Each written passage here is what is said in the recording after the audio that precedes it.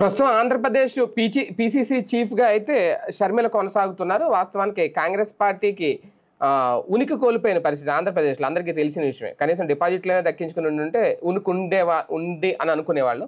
లేదు కాబట్టి ఆ ఉనికి కాపాడుకునే ప్రయత్నం గట్టిగా చేస్తున్నారు. అందుకే కొన్ని కీలక వ్యాఖ్యలు, అది కూడా మతాల మధ్య చిచ్చు పెట్టడం, లేదంటే మత రాజకీయం చేసే ప్రయత్నం ఏమన్నా షర్మిల గారు చేస్తున్నారు. ఎందుకంటే ఇక్కడ భారతీయ జనతా పార్టీ టార్గెట్ కాంగ్రెస్ పార్టీకి అనేది దేశవ్యాప్తంగా తెలిసిన విషయమే.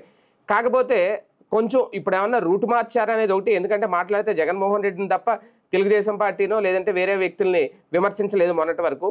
ఇప్పుడు ఎప్పుడైతే గుడుల నిర్మాణాలు కొన్ని కీలక నిర్ణయాలు తీసుకుంటూ ముందుకు వెళ్తున్నారో, ఆర్ఎస్ఎస్ వాదిగా చంద్రబాబు నాయుడు గారిని విమర్శిస్తున్నారు.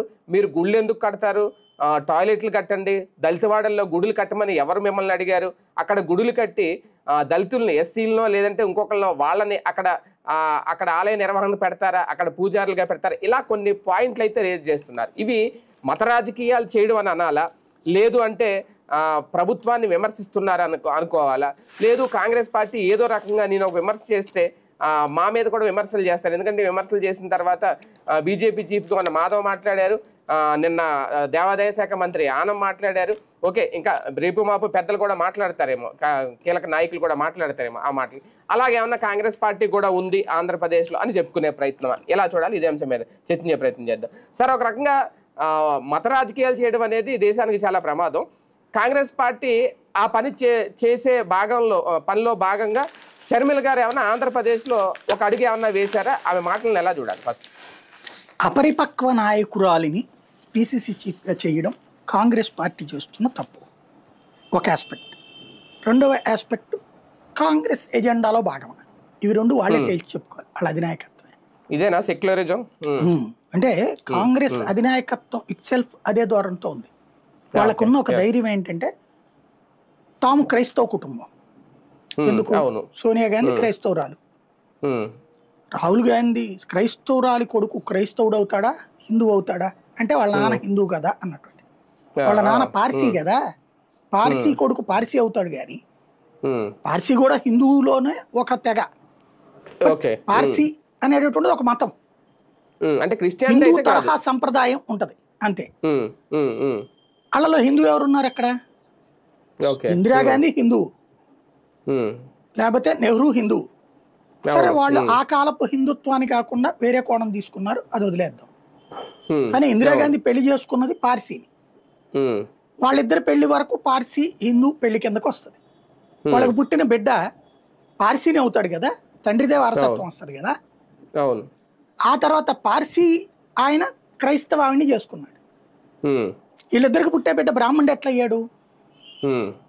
రాజకీయాల్లో 2 రోజులు 4 కాదన్నట్టు కొత్త ఫార్ములా అనమాట. సరే, అది పార్సీ కాదు ముస్లిం అని వీళ్ళేదో మాట్లాడతారు, నేను అది అంటలేదు. పార్సీ క్రైస్తవురాలకు పుట్టిన బిడ్డ బ్రాహ్మణ హిందువు ఎట్టయ్యాడు అనేది నాకు అర్థం కాదు. అంటే జనాలు వినేవాళ్ళు ఎరువులు అయితే చెప్పేవాడు రాహుల్ గాంధీ అని చెప్తుంటాడు ఆయన, నడుస్తాడు. అదేదో జంజం ఉంటుంది, జంజం అనేది లోపలేస్తారు ఎవడైనా.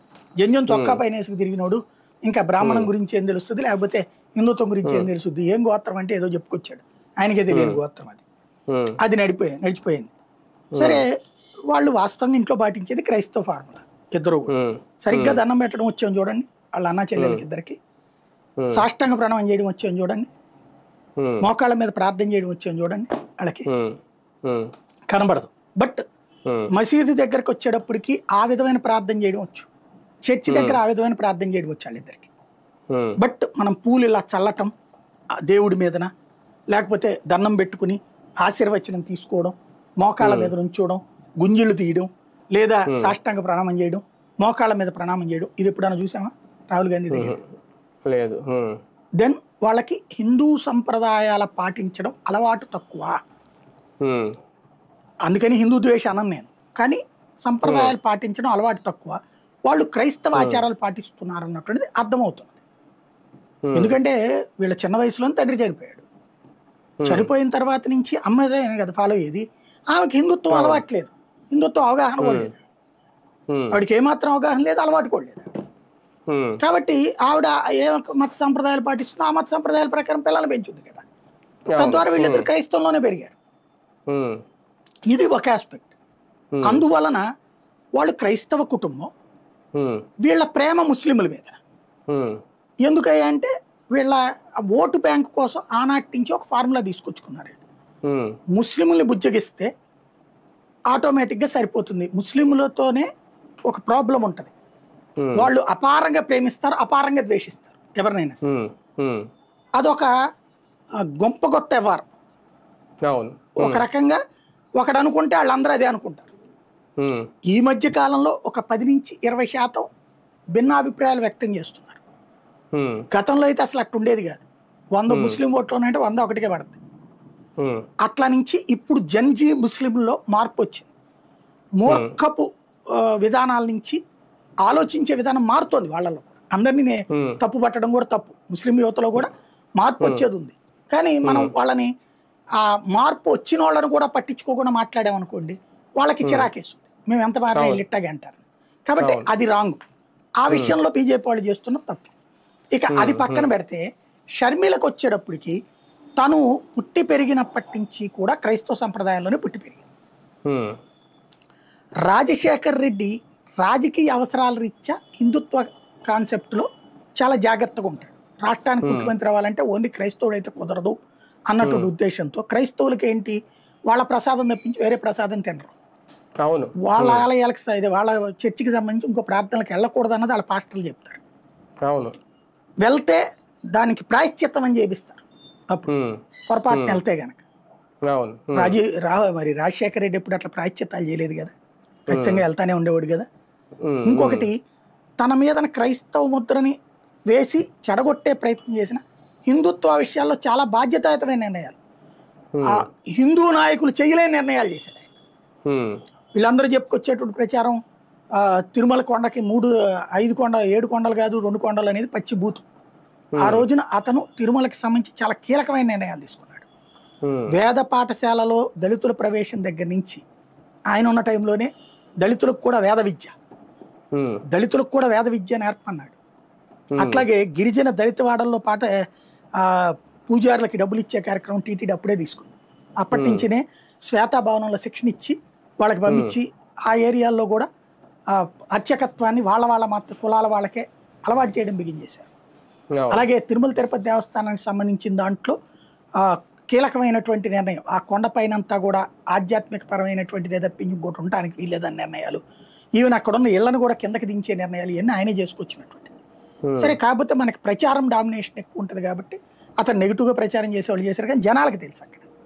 అందుకని ఇంకోటి, మన ఇళ్ల దగ్గరికి తీసుకొచ్చి కళ్యాణాలు చేయించడం కానీ, తిరుమల తిరుపతి దేవస్థానం డబ్బులతో పెళ్లిళ్ళు ఇళ్ల దగ్గర చేసేవాళ్ళు. ఇలాంటివన్నీ చేసుకొచ్చాడు అనేక స్వామివారి కళ్యాణాలు ఇళ్ల దగ్గర జరిపించిన ఇట్లాంటివన్నీ చేసుకొచ్చాడు. తద్వారా ఆ రోజున దేవుడికి హిందుత్వాన్ని డెవలప్ చేశాడు రాజశేఖర రెడ్డి, కీలకమైనటువంటిది. అట్లాంటిది రాజశేఖర రెడ్డి ఒక బద్నాం చేసుకొచ్చాడు. కానీ విజయమ్మ ప్యూర్ క్రిస్టియన్, ఆవిడికి గుళ్ళోకి వెళ్ళడం ఇష్టం ఉండదు, ఇది చేయడం ఇష్టం ఉండదు. రాజశేఖర రెడ్డితో కలిసి ఆవిడేమి పట్టు వస్త్రాలు సమర్పించడానికి వెళ్ళినట్టు ఏం కనిపించదు కదా. అట్లాగే షర్మిల, ఇక ఆ తల్లి వారసత్వం వచ్చింది ఆవిడకి ఆ క్రైస్తవంలో. ప్లస్ ఆవిడ ఆ బిలీవిలో భాగంగా అనిల్ గారిని పెళ్లి చేసుకోవడంతో ఆవిడ ఇంకా ప్యూర్లీ అసలు సనాతన మతవాది, క్రైస్తవ సనాతన మతవాది ఆవిడ. షర్మిల అంతవరకు ఉంటారు, తప్పలేదు. నీ మతాన్ని నువ్వు ఎంత చక్కగా పాటించుకుంటే అది నీ ధర్మం, నీ బాధ్యత. పరమత ద్వేషం, పరమత దూషణ, ఇది భారతదేశంలోని క్రైస్తవ సమాజానికి ఎక్కువ ఉంది, ప్రపంచంలోని క్రైస్తవ సమాజానికి లేదు ఈ బాధ. అక్కడ 10 to 20% ఉంటారు. ఇది 87 క్రైస్తవ దేశాల్లో వాళ్ళు ముస్లింలు ద్వేషించడం, అన్య మతాలను ద్వేషించడం 20-30% మంది ఉంటారు. మిగతా వాళ్ళు వాళ్ళు బిలీవ్ చేసుకుంటారు ఆ దేవుడిని. కానీ ఇక్కడ వచ్చేటప్పటికి పరమత ద్వేషాన్ని నూరిపోయడం అనేటటువంటిది పెద్ద ఎత్తున చేస్తున్నారు పాస్టర్లు. అది తగ్గించుకోవాల్సిన అవసరం ఉంది. ఎస్పెషల్లీ హిందుత్వ గురించి తీవ్ర అవమానకరమైనటువంటి మాటలు మాట్లాడుతూ ఉంటారు పాస్టర్లు కావచ్చు, ముల్లాలు కావచ్చు. ఈ మధ్యకాలంలో బాగా పెరిగిపోయిందండి అది. నా దేవుడు గొప్పోడని చెప్పుకో, తప్పులే. నా దేవుడు మాత్రమే ఉన్నాడని చెప్పుకోవడం తప్పు. హిందుత్వంలో ముక్కోటి దేవతలే కాదు, నువ్వు ఇస్లాం పాటిస్తావు పాటించుకో, క్రైస్తవం పాటిస్తావు పాటించుకో అని చెప్తారు హిందుత్వం. ఎక్కడ వేరే కాన్సెప్ట్ లేదు. బట్ వాళ్ళు మాత్రం నా దేవుడు తప్పించి నీ దేవుడు లేడని ఎట్లా చెప్తారు? అది ఒక సమస్య. రెండవది వచ్చేటప్పటికి ఈవిడ ఆటిట్లో నుంచి పెరగడం వల్ల కావచ్చు. రెండవది అక్కడ కాంగ్రెస్ పార్టీ క్రిస్టియానిటీ కాన్సెప్ట్ తోనే నడుస్తుంది. వాళ్ళు ఏంటంటే ముస్లిం ప్లస్ క్రిస్టియన్, అంటే వాళ్లే క్రిస్టియన్, ముస్లిం ఓట్లు, ఈ రెండు కలిపి దేశాన్ని వర్టికల్ గా డివైడ్ చేస్తున్నారు. ఎందుకంటే కాంగ్రెస్ పుట్టుక దేంట్లో నుంచి వచ్చింది? కాంగ్రెస్ అనే పార్టీ పుట్టింది బ్రిటిష్ వాడి చేతిలో నుంచి. మన పార్టీ కాదు అది, మన జాతీయ పార్టీ కాదు అది, బ్రిటిష్ వాడి జాతీయ పార్టీ అది. బ్రిటిష్ వాడు పెట్టిన ఏవో హ్యూమ్ అనేవాడు 1885లో పెట్టిన పార్టీ అది. కాకపోతే మనకు గనక రోటరీ క్లబ్, లయన్స్ క్లబ్ ఎక్కడో ఉంటారు వాళ్ళు, ఇక్కడ వాళ్ళని హెడ్ గా పెడతారు ఇక్కడ ఏరియా. అట్లాగా కాంగ్రెస్ అనే దానికి WC బెనర్జీ అని ఇండియాని తీసుకొచ్చి అధ్యక్షుడిగా పెట్టారు, ఫస్ట్ అధ్యక్షుడు 1885లో. దేనికయ్యా అంటే 1800 ఏదైతే సిపాయిల తిరుగుబాటు జరిగింది కదా 1850లో, ఆ టైంలో సిపాయిల తిరుగుబాటు తర్వాతన 57 ఆ టైం తర్వాతన ఒక సీరియస్ అర్థమైపోయింది, ప్రజల్లో స్వతంత్ర భావన కాంక్ష పెరుగుతోంది, సైన్యంలోనే వచ్చేసిందంటే ఇక మామూలు జనాల్లో వచ్చేస్తుంది కదా, దీన్ని ఎలా డివైడ్ చేయాలని ఆలోచించారు. అప్పుడు బిగిన్ అయినటువంటిదే మెకాలే విద్యా విధానాన్ని అడ్డం పెట్టి పాఠ్యాంశాలలో ధర్మం గురించినటువంటి తీసేయడం. రెండవది వేద విద్య లేకపోతే మన వృత్తి విద్య వాటిని తీసేసి బ్రిటిష్ వాడికి ఊడిగం చేసేటటువంటి క్లరికల్ ఉద్యోగాలు, BA BComలు పుట్టినాయి అప్పుడే అనమాట. ఆ తరహా సబ్జెక్టులు, అందులో కూడా ఈ దేశానికి సంబంధించినటువంటి ఏదైతే పోరాట యోధుల్ని పక్కన పెట్టేసి వీళ్ళు ఎవరి మీద గెలిచారో, వీళ్ళు ఎవరి చేతిలో చనిపోయారో వాళ్ళని హీరోలుగా చూపెడతా రాసుకొచ్చినటువంటి పుస్తకాలతో ప్రారంభమైనటువంటి దాన్ని కొనసాగింపే కాంగ్రెస్ పార్టీ. ఆ బ్రిటిష్ వాడి ఫార్ములా ఏంటి? విభజించు పాలించు. జనాల్ని కులాల వారీగా విభజిస్తాడు, వర్గాల వారీగా విభజిస్తాడు, వర్ణాల వారీగా విభజిస్తాడు, భాష వారీగా విభజిస్తాడు, ప్రాంతాల వారీగా విభజిస్తాడు. ఇప్పుడు కాంగ్రెస్ చేస్తుంది ఏంటి? ఆంధ్ర తెలంగాణ రెచ్చగొడుతుంది, ఒకే తెలుగు వాళ్ళ మధ్యన చిచ్చు పెడుతుంది, కన్నడ తమిళ గొడవలు పెడుతుంది, భాష గొడవ పెడుతుంది. కర్ణాటకలో ఉన్నోడు కన్నడే మాట్లాడాలన్నటువంటి, తమిళనాడులో ఉన్నోడు తమిళే మాట్లాడాలన్నటువంటి, వీళ్ళు మాత్రం హిందీ వాళ్ళు నడుపుతుంటారు. మరి ఇవన్నీ ఎవరు పెడుతున్నారు? ఈ గొడవలంతా, ఈ పెంటంతా ఎవరు చేస్తున్నారు? కాంగ్రెసే కదా. ముక్కలు చేస్తున్నారు జనాల్ని. అట్లాగే మతపరమైన విభజన, హిందువులలో కులాల వారి విభజిస్తారు, వర్గాల వారీగా విభజిస్తారు. ఇలాంటి కాన్సెప్టులలో నుంచి పెరిగింది కాబట్టి ఈవిడికి ఆ అలవాటు, అంటే నిజమైన కాంగ్రెస్ వాది ఆవిడ, విభజించి పాలించడం అనేటటువంటిది. కాకపోతే పాత రోజుల్లో ఓన్లీ టీవీలు పేపర్లు అప్పుడున్న ప్రభుత్వం చేతిలో ఉండేది, అప్పుడు ఉండేది కాంగ్రెస్ ప్రభుత్వమే. ఈవెన్ వేరే పార్టీల ప్రభుత్వాలు వచ్చినా అవి తాత్కాలిక కూటములైనవి. దాంతో విరక్తి, ఆధిపత్యం, మీడియా ఆధిపత్యం వీళ్ళ చేతిలోనే ఉండేది. వీళ్ళు ఆ రోజున బురదలు చల్లి ఎదురోళ్ల మీదన నడుపుకొచ్చారు. ఇది సోషల్ మీడియా యుగం. సోషల్ మీడియా యుగంలో నిజం నిగ్గతీసి మాట్లాడుతున్నారు, అడుగుతున్నారు. అందులో భాగమే ఇప్పుడు సమాధానం చెప్పాల్సింది షర్మిల. గుళ్ళు కాదు టాయిలెట్స్ కట్టమంది. నువ్వు ఇదే మొక్క మసీద్ దగ్గరికి వెళ్ళి, చర్చి దగ్గరికి వెళ్ళి చెప్తావు వాళ్ళకి, మీరు మసీదు కట్టబాకండి, చర్చి కట్టబాకండి, రోడ్లు వేసుకోండి, లేకపోతే టాయిలెట్స్ కట్టండి అని చెప్పగలవా? తాట తీసి వదిలి పెడతారు. రేపు పొద్దున్నే దేశవ్యాప్త ఉద్యమాలు వస్తే సెకండ్ల మీద ఆ పార్టీ పీకి అవతల పడేస్తుంది. హిందువులు వచ్చేటప్పటికి ఆవిడ పక్కన చూసి నవ్వుతున్నారు తెలుగు కాంగ్రెస్ నాయకులు. సిగ్గుపడాలి వాళ్ళు, వాళ్ళు హిందువులే నాయకులు. వాళ్ళ ఇంట్లో వాళ్ళ ఆవిడ తాళిబొట్టు కట్టించుకునేది, తాళిబొట్టు ఆ దేవుడి సమక్షంలోనే కట్టించుకుంటది. వాళ్ళ వెనకాలే ఉన్న హిందూ నాయకులు తెలుసు నాకు, వాళ్ళందరూ కూడా వాళ్ళ ఇళ్లలో విపరీతమైన పూజలు చేసేవాళ్ళు. షర్మిల గారు మాట్లాడే మాటలు ఎలా ఉన్నాయంటే సార్, ఇప్పుడు SC STలు అంటే అక్కడ వాళ్ళకి చర్చిలే ఉండాలి, వాళ్ళ క్రైస్తవులే ఉండాలి, అక్కడ హిందుత్వం వద్దు, హిందూ గుళ్ళు వద్దు, వేరే ఏమన్నా కట్టండి అని అంటే ఆమె ఫిక్స్ అయిపోతున్నారేమో. SC STలు అంటే ఓన్లీ క్రైస్తవులే, హిందువులు కాదని, వాళ్ళల్లో కూడా చాలా మంది హిందువులు ఉంటారు అనే విషయాన్ని మర్చిపోతున్నారు అన్నట్టుగా ఉంది నేను చేసిన వ్యాఖ్యలు చూస్తా ఉంటాను. అది కాదు, బేసిక్గా ఏమైందంటే వీళ్ళు మనకి ఇదివరకు ఏంటంటే ఊరికి ఒక పెద్ద ఆలయం ఉండేది, ఆలయ ఆధారిత పరిపాలన ఉండేది మనకి. ఇప్పుడు ఇవన్నీ ఎలక్షన్ ఇవన్నీ కానీ అప్పట్లో ఏంటి గుడి బేస్డ్ గానే పరిపాలన. ఆ ఊళ్ళో ఉన్న పెద్దలు గుడి ముందు కూర్చుంటారు, పంచాయతీ ఏ ఇష్యూ వచ్చినా గుడి ముందే నడిచేది. దాంతో బ్రిటిష్ వాళ్ళు ఏం చేశారంటే అక్కడ కుల విభజన చేశారు. పంతులు గారి దగ్గరికి వెళ్ళి ఏందయ్యా నువ్వు నీ స్థాయి ఏంటి ఆడేంటి అంటాం. అదే ఊరు పెద్ద కామందు దగ్గరికి వెళ్ళి నీ స్థాయి ఏంటి పంతులేంది ఆడెంత, ఇట్లాగా ఒకళ్ళకొకళ్ళకి మధ్యన విభజన చేశారు. ఆ సంప్రదాయం కొనసాగింది.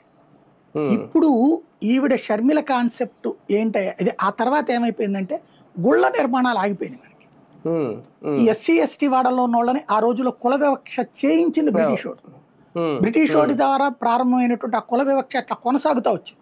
హిందువులు దాన్ని గ్రహించలేకపోయారు, వాడి ఉచితపు బుద్ధితో అది చేస్తున్నాడు అన్నటువంటిది. దాని వలన హిందువుల్లో ఒక విభజన వచ్చింది. దాంతో దళిత వాడల్లో ఆలయాలు లేవు. ఆ దాన్ని అడ్వాంటేజ్ అంటే అది బ్రిటిష్ వాడు చేసింది ఎందుకు, అప్పుడు అక్కడ ఆ ప్రాంతంలో చర్చిలు కట్టి లేదా వీళ్ళని చర్చి దగ్గరికి వెళ్ళేందుకు వేశాడు ఆ రోజున ఎత్తుగడవాడు. అది కొనసాగుతూ వచ్చింది ఏళ్ల తరబడి. బీజేపీ పరిపాలనలోకి వచ్చాక రాష్ట్రాల్లో కూడా వివిధ చోట్ల పేర్లు మారుతూనే విధానం మారుతుంది.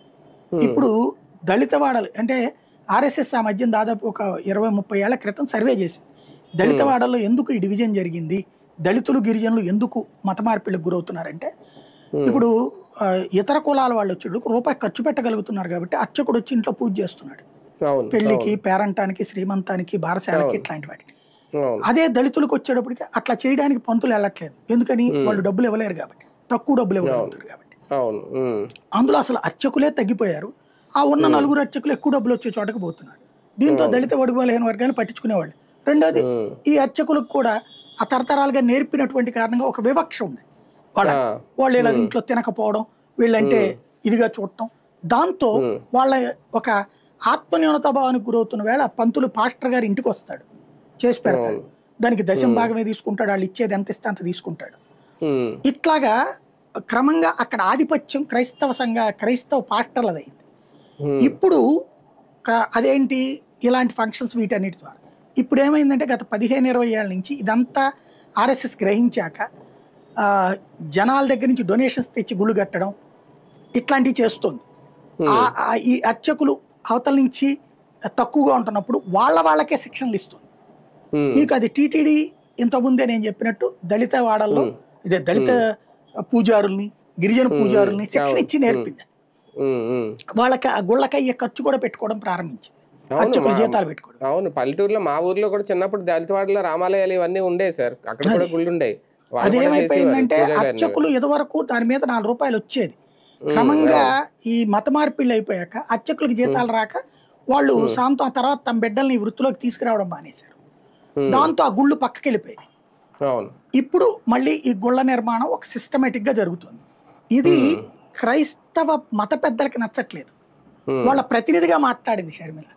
మళ్ళీ గుళ్ళన్నీ వచ్చేస్తే అక్కడ ఉన్న దళితులు గుడికి రావడం ప్రారంభిస్తే, అక్కడ ఉన్న దళితుల్లో హిందూ చైతన్యం వస్తే, వీళ్ళు కోరుకున్నటువంటి ఏదైతే క్రైస్తవ రాజ్య స్థాపన సాధ్యం కావట్లేదు. క్రైస్తవ ఇస్లామిక్ రాజ్య స్థాపన కావాలి ఇండియాలో అన్నటువంటిది ఒక పెద్ద కుట్ర డీప్ స్టేట్ నడుపుతోంది. అందులో భాగంగా ఇప్పుడు ఈశాన్య రాష్ట్రాల్లో చీలికలు తెచ్చే ప్రయత్నం చేస్తుంది, అనేక దళిత గిరిజన వాడల్లో చేసుకుంది.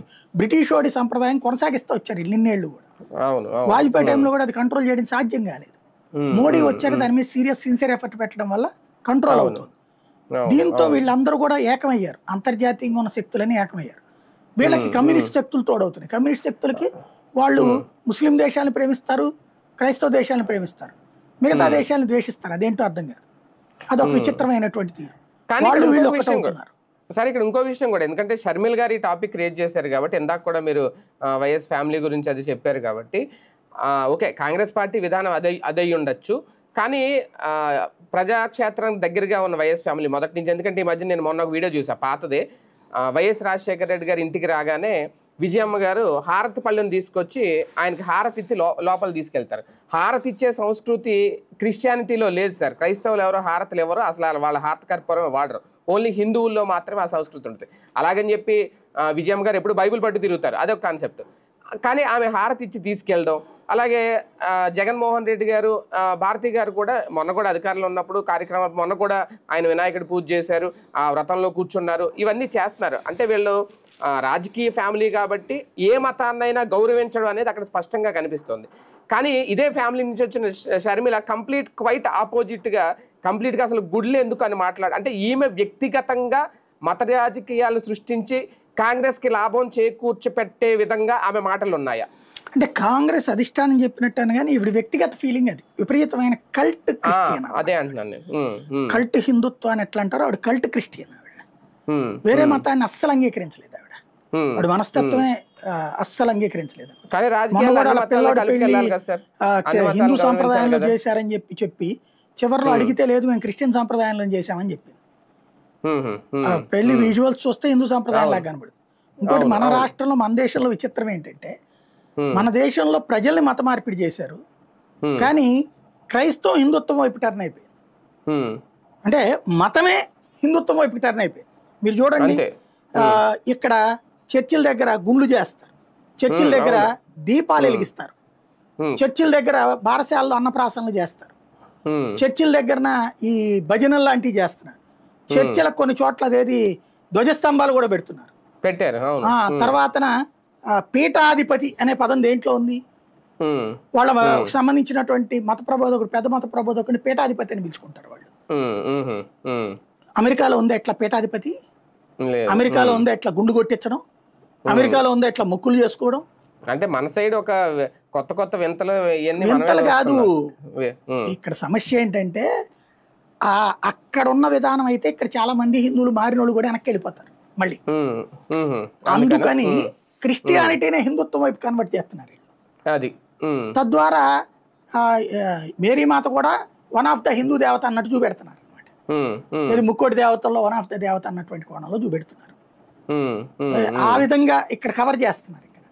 పాస్టర్ గారు అయితే మరి అది నిజమో ఏ నాకు తెలియదు కానీ నిజమే అనుకుంటా, ఏ కాదు, పెళ్లికి మంత్రాలు చదివేస్తున్నాడు ఆయన. లేదు, ఇప్పుడు వాస్తవంగా ఏం లేదండి, హిందూ మంత్రాలని తెలుగులో అనువదించి చెప్తారు. మన పంతులు గారు చెప్పరు. కొంతమంది పంతులు గారు అయితే మంత్రం చదివి దానికి తెలుగులో అర్థం కూడా చెప్పేవాళ్ళు ఉంటారు. కానీ వాళ్ళ రోజున పెళ్ళి అంటే ఫోటోలకు తప్పించి, భోజనాలు ఫోటోలు తప్పించి విని వివరంగా చూసేటటువంటి సంప్రదాయం లేదు కాబట్టి ఆయన సంస్కృతంలో చదివేస్తాడు. ఆ సంస్కృతాన్ని తెలుగులో అనువదించి ఆంగ్లీకరించిన తెలుగు పదాలతో వాడతారు వీళ్ళంతే. ఆంగ్లీకరించిన తెలుగు పదాలతో ఇప్పుడు సహనాభవతు సహనవ గుణత్తు సహవీర్యం కర్వాహై అన్నారు శాంతి మంత్రం. వీళ్ళు శాంతిగా ఉండుగాక, మీ ఇద్దరు కుటుంబాలలో జీవనము అద్భుతముగా ఉండుగాక, ప్రభువు మీకు ఆశీర్వదించుగాక, ఈ టైప్ లో చెప్తారు. తెలుగులో ట్రాన్స్లేషన్ చేస్తున్నారు అంతే హిందూ మంత్రాలని. వాళ్ళ దాంట్లో సిస్టమ్ అమెరికా పెళ్లి వేరు, ఇక్కడ పెళ్లిళ్ళు వేరు. అవును, అది తేడా అనమాట. ఓకే, అంటే వాళ్ళు పాస్టర్లు చేశారంటే వాళ్ళు ఏదో అదొక ఉపాధి, వాళ్ళ పని ఏదో వాళ్ళు చేసుకుంటున్నారు. కానీ ఇక్కడ రాజకీయంలో షర్మిల గారు ఓకే దళిత వాడల గురించి మాట్లాడుతున్నారు అనుకూలంగా, లేదంటే వాళ్ళకి వద్దంటున్నారు అనేది, కానీ హిందుత్వాన్ని క్లియర్గా నేను అపోజ్ చేస్తున్నాను అనేది స్పష్టంగా అర్థమైపోతుంది. రేపొద్దున రాజకీయాల్లో ఇదే కనుక మత రాజకీయాలను ప్రోత్సహిస్తే రాజకీయాల్లో ఎలా ఎమడగలుగుతారు? ఆవిడకి అవగాహన ఉంటే తెలంగాణలో పారిపోయి వచ్చేది కాదు, ఇక్కడికి చేసుకునేది కాదు, ఎలక్షన్ లో పోటీ చేయకుండా మానేసేది కాదు. ఇక్కడికి వచ్చి కూడా నిరంతరం కళ్ళెదురుగుండా కనబడుతున్నా అట్లా మాట్లాడుతూ ఉండదు. ఆవిడికి అపరిపక్వ నాయకురాలని నేను మొట్టమొదటి చెప్పా. అపరిపక్వ నాయకురాలు ఏంటంటే ఇంట్లో బాగా దాన్ని ఏమంటారు గారంగా పెరిగే బిడ్డలకి లోక జ్ఞానం తక్కువ ఉంటుంది. తమ మంకు పట్టు పడుతుంటారు. అట్లాంటి మంకు పట్టు ఆడపిల్ల అమ్మాయి. దాంతో పాటు తన మతమే తన కాన్సెప్ట్, తనకు వచ్చిన పదవులను కూడా తన ఆ కార్యక్రమాల ద్వారా వచ్చింది అనుకుని అలాగే ప్రవర్తిస్తుంది. Very simple logic. నాకు బాధ అనిపించిందల్లా ఈ మొత్తం ఎపిసోడ్లో, ఇదే తెలంగాణలో ఏ తెలంగాణ కాంగ్రెస్ నాయకుడు మాట్లాడితే రాజాసింగ్ పరిగెత్తేవాడు, లేకపోతే బండి సంజయ్ పరిగెత్తేవాడు, మొత్తం బీజేపీ నాయకులు అందరూ మాట్లాడేవాళ్ళు. అట్లాగే అక్కడ ఉన్నటువంటి అందరూ నిలదీసేవాళ్ళు. ఇక్కడ బీజేపీ మాధవ్ తప్పించి సనాతన ధర్మం గురించి కర్ణాటకలో ఎవడో మాట్లాడాను పవన్ కళ్యాణ్, లేకపోతే ఒరిస్సా ఇదే తమిళనాడులో ఎవడో మాట్లాడినటువంటి పవన్ కళ్యాణ్ ఇక్కడ ఎందుకు నోరు మీద పట్టలేదు ఇంత దారుణమైన వ్యాఖ్యల మీదన? రెండవది చంద్రబాబు నాయుడు ఏదో జగన్ గురించి తిడతారు. ఇదే కనుక వైసీపీ అని ఉంటే ఈ పార్టీకి రచ్చ జరిగిపోయేది రాష్ట్రం అంతా.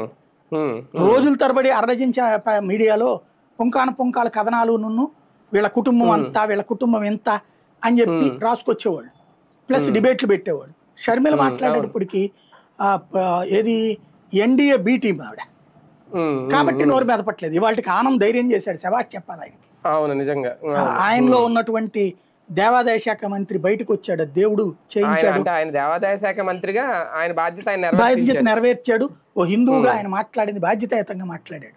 తెలుగుదేశంలో ఎవరికి ధైర్యం చాలి, ఇదే లోకేష్, ఇదే చంద్రబాబు, ఇదే పవన్ కళ్యాణ్, అదే జగన్ లేకపోతే ఇంకోటి మాట్లాడితే ఊరుకునేవాళ్ళ? షర్మిల పోనీ ఆవిడ ఏమన్నా ఆవిడ సొంత పార్టీ ఏదో వైఎస్ఆర్టీపీ కాదే, ఆంధ్ర కాంగ్రెస్ అధ్యక్షురాలే, ఓ జాతీయ పార్టీ ప్రధాన ప్రతిపక్షంగా ఉన్నటువంటి పార్టీ నాయకురాలే, ఆవిడ మాట్లాడితే నోరెందుకు మెదపలేదు? ఇదే గనక అక్కడైతే ధర్నాలు రాస్తారోకోలు జరిగేది, ఏ కాంగ్రెస్ కార్యాలయం మీద ముట్టడికి వెళ్ళేవాళ్ళు బీజేపీ, హిందుత్వ సంఘాలు, బజరంగ దళ్ళు. ఇక్కడ అందరూ అదేదో హిందూ సభ కూడా పెట్టుకొచ్చారు, ఇక్కడ హిందూ చైతన్య హైందవ చైతన్య సభ అంత పెట్టాక ఇట్లాంటి దాని మీదన ఎవరి కాళ్ళు సైలెంట్ కూర్చున్నారు. ఏం జరుగుతోంది ఇక్కడ ఆంధ్రాలో? ఆ విహెచ్పి వాళ్ళు బీజేపీ వాళ్ళ స్టేట్మెంట్లకు పరిమితమైంది. ఎందుకు నిలదీయట్లేదు? ఆంధ్రప్రదేశ్ కాంగ్రెస్ పార్టీ నాయకులు కూడా ఈ మాటలతో ఏం చేయాలో అర్థం కాక ఒక అయోమయంలో ఎన్నబడుతున్నారా? ఆంధ్ర ఏంటి, తెలంగాణ ఆంధ్రాలో ఉన్నటువంటి రెండు రాష్ట్రాలకు సంబంధించిన కాంగ్రెస్ లో ఉన్న హిందువులు సిగ్గుతో ఒకసారి ఆలోచించుకోవాలి, సిగ్గుతో చర్చించుకోవాలి. ఏమయ్యా మీ ఏరియాల్లో ఉన్నటువంటి అక్కడ ఉన్న దళిత నాయకులు చెప్పాలి సమాధానం. గుళ్ళొద్దు మీ ఏరియాలో టాయిలెట్లు కట్టమంటుంది ఆవిడ, ఇది మీరు అంగీకరిస్తారా? అసలు ఈయన ఎవరు మాట్లాడమన్నాడు దాని మీదన, అంశం మీదన? ఇంకోటి, ప్రభుత్వం జేబులో డబ్బులతో పాస్టర్లకు డబ్బులు ఇస్తున్నారు, ప్రభుత్వం జేబుల్లో డబ్బులతో మసీదులకు సంబంధించినటువంటి మొల్లాలకు డబ్బులు ఇస్తున్నారు. అదే అర్చకులకి ప్రభుత్వం నుంచి 10 పైసలు ఎవరు, దేవాదాయ శాఖ డబ్బులు ఇస్తారు. దేవాదాయ శాఖ డబ్బులు ప్రభుత్వ పన్నుల్లో నుంచి కాదు, మనం గుళ్ళల్లో వేసే విరాళాల నుంచి. మరి అంత జరుగుతున్నా సరే ఏం మాట్లాడలేదు, సావని ఇండియా కర్మ అనుకుందాం. కానీ అలాంటి టీటీడీ డబ్బులతో గుడి కడతానంటే దాని మీద నెగిటివ్గా మాట్లాడాల్సిన అవసరం ఏంటి? దానికి ఆ రెండు రాష్ట్రాల్లో, తెలుగు రాష్ట్రాల్లో ఉన్నటువంటి హిందూ నాయకులు, కాంగ్రెస్ నాయకులు సమాధానం చెప్పాలి. ఇదేనా మీ వైఖరి? మీరు కూడా అట్లాంటి పాయింట్కి అంగీకరిస్తున్నారా? మానసికంగా మీరు కూడా అట్లా సిద్ధమైపోయారా అన్నది ఆలోచించుకుని తేల్చి చెప్పాలి. అదే కదా, రైట్ రైట్. చూద్దాం, మొత్తానికి ఒక మత రాజకీయం తెర మీదకి తీసుకొచ్చారా? మత రాజకీయంతో లబ్ధి పొందాలనుకుంటున్నారా? మత రాజకీయం చేసి కాంగ్రెస్ ఉనికి కాపాడాలనుకుంటున్నారా? షర్మిల గారు చేస్తున్న వ్యాఖ్యలు అయితే అందరూ స్వాగతించదగ్గదుగా అయితే లేవు. ఖచ్చితంగా దళితుల్లో కూడా అందరూ స్వాగతిస్తారని అనుకోవడానికి లేదు. ఎందుకంటే గుడులు వద్దు, అక్కడ టాయిలెట్లు నిర్మించండి అని. అలాగని ఇప్పుడు టాయిలెట్లు లేకుండా ఎక్కడ ఎవరు లేరు. కాకపోతే ఆమె హాస్టళ్ళ దగ్గర టాయిలెట్లు లేవని ఒక సమస్యను ఎత్తు చూపించాలనుకున్నారు. అదే నేపథ్యంలో అక్కడ మత విద్వేషాలు కూడా రెచ్చగొట్టే ప్రయత్నం ఆ రాజకీయం చేస్తున్నారా? ఇది ఎంతవరకు కాంగ్రెస్కి కలిసి వస్తుంది, ఎంతవరకు ప్రమాదం? ఒకసారి ఆ పార్టీ కూడా ఆలోచించుకుంటే బెటర్.